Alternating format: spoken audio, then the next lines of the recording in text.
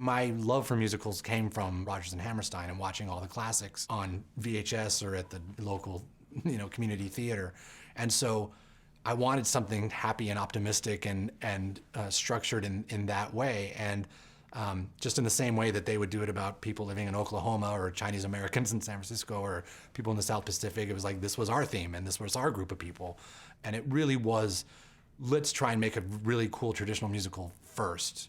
And then the Mormon thing was this sort of, oh, here's the one, let's do it about this. When Trey and I and Bobby started talking about Mormons, that aesthetic and that kind of the choice that the church makes to make that kind of their public image seems to just fit with musical theater. There's something about their attitude that just makes it look like they're about to burst into song. When you're doing the sort of happy-go-lucky Mormon, optimistic Mormon, it just plays right into the whole Rodgers and Hammerstein thing, because there's sort of Rodgers and Hammerstein, Disney, Mormon thing that all really go together.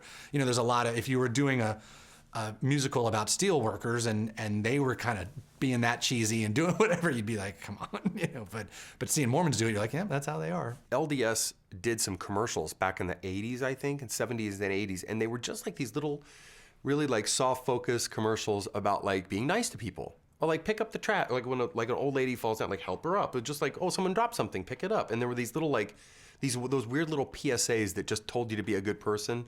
And at the end it would say, brought to you by the Church of Latter-day Saints. They played these on national television. And that's simultaneously totally goofy, totally cheesy, and also kind of weirdly noble that they did these commercials that were just like, hey, out there, like be nice to people. And so while I don't want to paint with a broad brush and say, oh, Mormons are all super nice and super cheesy and have this kind of optimistic attitude, but their church has really put forward, their organization has really put forward that image.